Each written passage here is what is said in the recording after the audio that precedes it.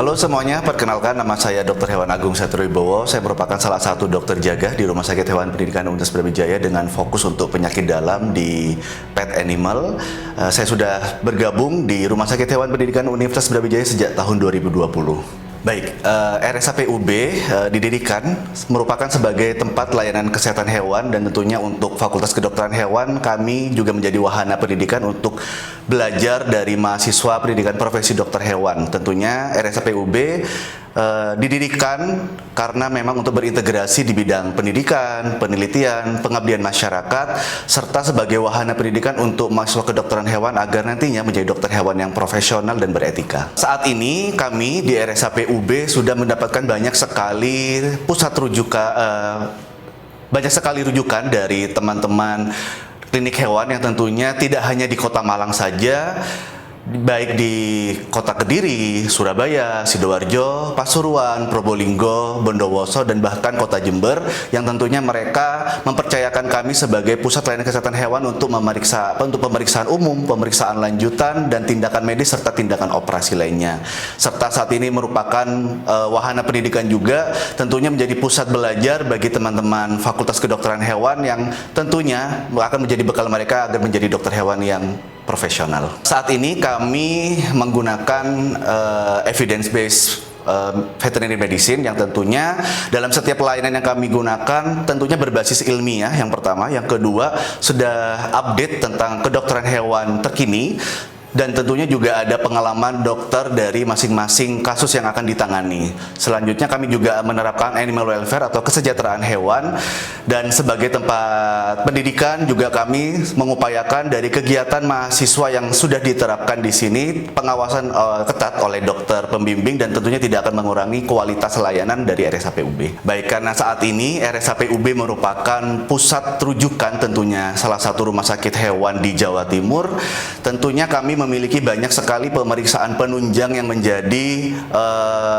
layanan unggulan kami tentunya. Yang pertama ada digital X-ray, di mana pemeriksaan ronsen di sini sudah menggunakan versi digital, sudah tidak menggunakan celap-celup lagi.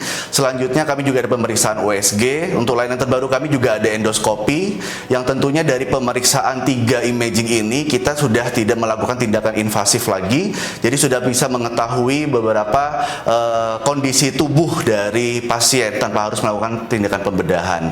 Selain itu kami juga memiliki layanan pemeriksaan patologi klinik seperti pemeriksaan darah, hematologi, biokimia darah, dan kami juga berkolaborasi dengan FKH untuk melakukan penambahan layanan yang tentunya untuk mendukung pendiagnosaan dari kasus yang mungkin untuk membutuhkan diagnosa yang lebih tepat yang dibutuhkan oleh teman-teman yang merujuk. Untuk tindakan X-ray dan USG sebenarnya merupakan pemeriksaan pendukung kami di sini untuk melakukan pendiagnosaan dengan tepat, karena dua pemeriksaan pencitraan ini sangat mendukung agar kita bisa mengetahui kondisi secara umum dari pasien yang kami periksa, yaitu tanpa ada tindakan invasif yang sudah saya ceritakan tadi, yaitu untuk mengetahui apakah ukuran organ tubuh dalam pasien ini adalah normal, bagaimana kondisi susunan anatominya, apakah ada kelainan-kelainan, apakah ada tulang yang abnormal, apakah ada yang patah, atau misalkan beberapa gejala klinis yang mungkin diceritakan oleh pemilik hewan seperti gangguan muntah, gangguan mungkin kesulitan untuk buang air besar, buang air kecil, dan lain-lain. Di RSAP-UB sudah menerapkan biosecurity yang ketat, jadi kalau misalkan memang ada beberapa pasien yang dicurigai merupakan pasien-pasien yang cukup menular, jadi kami di sini sudah mengkhususkan area-area yang memang untuk pasien tersebut. Dan untuk penanganannya dalam pasien tersebut biasanya dari tim medis juga sudah menyiapkan beberapa APD juga yang nantinya untuk penanganan selanjutnya di pasien berikutnya sudah tidak menggunakan APD yang digunakan pada pasien yang dicurigai merupakan penyakit menular.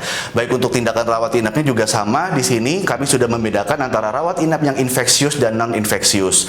Tentunya dari setelah melakukan tindakan medis, dari segi semua layanan yang ada di RSAP-UB, kami selalu melakukan sterilisasi dan desinfeksi rutin kepada area-area yang sudah terpapar oleh penyakit-penyakit yang dicurigai akan menular dari pasien satu ke pasien yang lainnya. Baik, di di RSAP UB tentunya sebagai wahana pendidikan, di sini kami juga bertanggung jawab untuk bagaimana caranya sekiranya untuk mereka bisa belajar bukan hanya teori di bangku kuliah, tetapi sudah bisa praktek secara langsung melalui unit kesehatan hewan. Untuk mereka biasanya kami batasin untuk bisa melakukan komunikasi yang mungkin di luar dari batasan medis yang sudah kami terapkan di sini sesuai dengan SOP yang sudah kami adakan tentunya untuk mereka bisa belajar berkomunikasi. Yang kedua, kami sudah bisa melakukan membantu mereka untuk melakukan pemeriksaan fisik, tentunya juga bisa mengkonsultasikan dari hasil pemeriksaan mereka, diskusi kasus juga di sini, serta ada beberapa mungkin untuk tindakan manajemen perawatan. Tetapi untuk tindakan medis yang bersifat khusus untuk dokter profesional, kami biasanya tidak melakukan penyerahan tanggung jawab ini kepada mereka. Untuk semua tindakan yang mungkin dilakukan oleh mahasiswa koas, tentunya ada pengawasan ketat oleh dokter pembimbing dari mereka masing-masing. Baik, karena memang RSAP UB merupakan tempat layanan kesehatan yang cukup lengkap di sini, karena di sini juga sebagai tempat rujukan. Tentunya dari kasus penyakit yang datang ke RSAP UB biasanya berbagai macam dan cukup susah, dan tentunya untuk nilai plusnya mereka tidak hanya belajar secara teori di bangku kuliah, secara prakteknya juga bisa melihat langsung bagaimana cara dokter melakukan pemeriksaan awal, cara dokter untuk menentukan pemeriksaan penunjang, beberapa diferensial diagnosa, kemungkinan penyakit yang terjadi mungkin, serta pemilihan pemeriksaan apa aja yang mungkin bisa ditawarkan kepada klien, serta beberapa tindakan yang harus dilakukan pada kasus tersebut. Baik, untuk tindakan ini biasanya dari dokter pembimbing masing-masing mahasiswa di sini selalu melakukan evaluasi rutin serta melakukan pengamatan rutin terhadap mahasiswa yang melakukan tindakan pemeriksaan tersebut.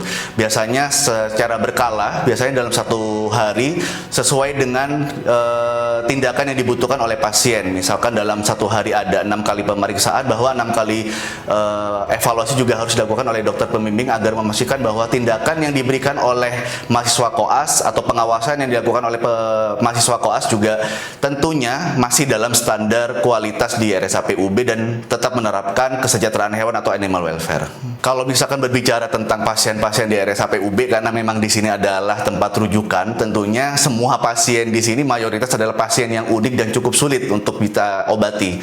Untuk kita misalkan berbicara tentang kasus-kasus yang susah, semuanya cukup susah. Mungkin kalau misalkan berbicara tentang satu kasus saja, di sini biasanya lebih banyak kasus-kasus yang untuk kecelakaan, mungkin kayak kucing yang pasca tertabrak mobil, yang otomatis di situ selain adanya patah tulang juga ada beberapa organ-organ yang sudah tidak menempati di tempat yang seharusnya gitu. Kalau misalkan di bahasa medis adalah hernia, seperti itu, bisa hernia skrotalis, bisa hernia abdominalis, atau hernia diafragmatika dan lain-lain. Dan itu merupakan salah satu kasus yang cukup susah tentunya, dan ini juga harus dilakukan oleh dokter hewan profesional untuk menangani kasus-kasus ini, terutama untuk dokter ortopedi juga sama ya. Jadi kalau misalkan kasus ortopedi juga harus membutuhkan dokter-dokter yang sudah terlatih dan sudah berpengalaman untuk melakukan tindakan medis ini. Kalau misalkan di RSAP UB ini saat ini sudah sangat banyak ya pasien-pasien selain kucing dan anjing, tentunya untuk exotic pet seperti hamster, seperti kelinci, kura-kura darat seperti sulcata, burung makau, ataupun jenis burung lainnya dan satwa liar yang tentunya juga kami dalam penanganannya juga harus mengikuti animal welfare dan mengikuti peraturan dari perawatan satwa liar yang ada di Indonesia. Baik, untuk RSAP UB tentunya di sini sebagai pusat layanan kesehatan hewan dan berbasis pendidikan, kami di sini juga selalu berupaya untuk memberikan edukasi tentang kesehatan hewan. Yang pertama, bagaimana cara melakukan manajemen perawatan yang benar agar nantinya juga dari penyakit yang diderita oleh pasien tidak akan menular kepada manusia.